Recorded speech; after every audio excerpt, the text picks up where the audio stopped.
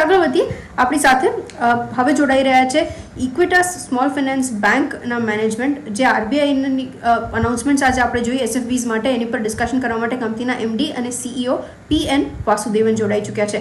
Hi sir, thanks very much for joining in. Let me start with the announcements for SFBs. Before analyzing the overall parameters, how have what kind of parameters, what kind of reliefs you think would be helping SFBs in the current condition? Before we go to other details in terms of for 10 lakh per borrower limit that has been set, I wanted your first thoughts on the same thing. Yeah, hi, good afternoon. So the first big relief जो RBI दिया है वो reschedulement का reschedulement 2.0 ये announce हो गया आज. So last year, when the lockdown happened throughout the country, the impact was uniform across the country. Everybody lost their livelihood. So the moratorium was very useful last year. But this year, the lockdown is not uniform. It is localized. So the impact on borrowers is also different in different places.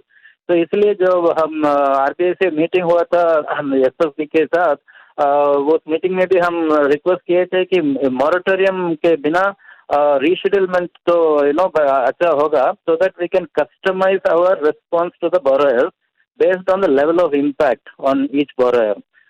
And RBI has now announced the reschedulement 2.0. So we can now find out which borrowers are affected, which states are affected, and accordingly we can give rescheduling based on each customer requirements. So that's a big benefit which should be really benefiting all our small borrowers. Okay, agreed, sir. And the other one is एक और चीज समझनी थी. Sorry? जी बताइए. The other one is RBI has announced a special liquidity window for SFBs. 10,000 crores का SLTRO announce किया है.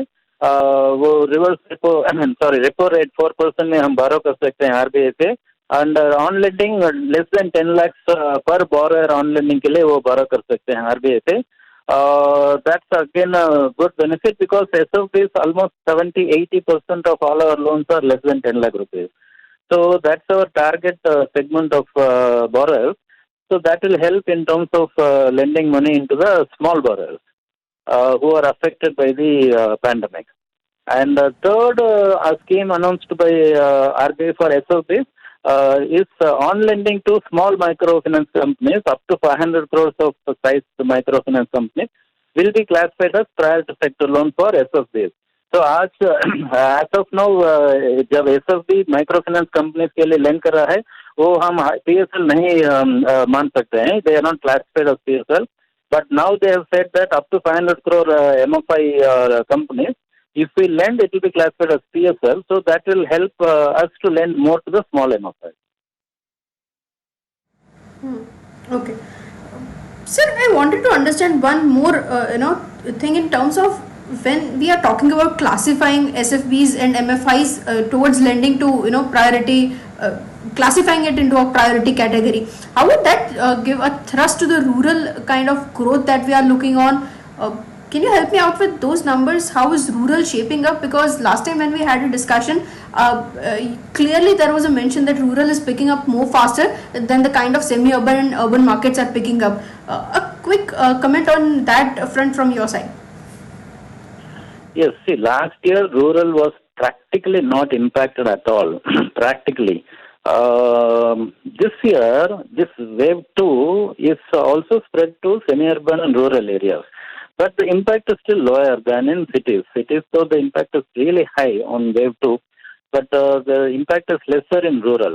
Now, the small MFIs, the NBFC MFIs, who have a size of 500 crores or less, these small MFIs typically operate in rural areas, semi-urban areas or rural areas, and they do have liquidity problems. So when we lend to them, they will be able to lend to the small borrowers or MFI borrowers in the semi-urban and rural areas. That will help the borrowers in those geographies. And since it is a priority sector loan for SFB, so we will be more motivated to lend to them now. Okay, agree. And the kind of announcements that have been for healthcare segment, how have you read those statements? I mean, we have been talking about moratorium period extension, but barring that, we have directly heard RBI governor, giving benefits to healthcare services, nearly 50,000 crore around outlay for that for the next 2 to 3 years, I guess. How do you approach that? We have already, conquering with the kind of NPA pileups. I have been reading some concerned reports in terms of asset quality more worsening out. No comments on that front for financial institutions or any other banks, or kind of relief on that note. How have you seen that as? Do you think is a kind of disappointment? See, the moratorium was not required. I think what RBI has announced today is actually just about what was required also from the borrower side. Because as I said, we don't need a moratorium now. It's a blanket one shoe fit all size kind of solution, which is not situation today. We need a customized approach today, and that's where the rescheduling 2.0 will help rather than a blanket moratorium. So I think that's actually positive for the borrowers, I would say.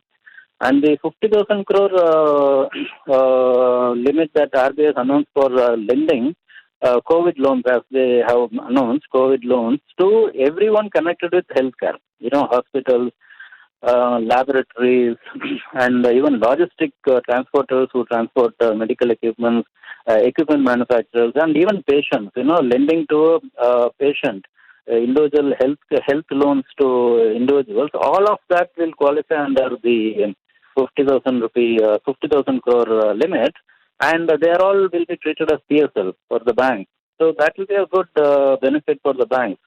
And also you borrow at 4% again under the repo, and till the time you lend it out, if you have an excess, you can park it back at RBI at 3.75 against the 3.35 that you normally park money with RBI. So, and main thing, I think the main benefit is it's a PSL. So any loans, even if, let's say, a large transporter, we are lending money to them, it's not a PSL as of now. But today, if we are lending to a large transporter who qualifies under the scheme, it will be a PSL. So that way the benefit to the bank will accrue through the PSL route.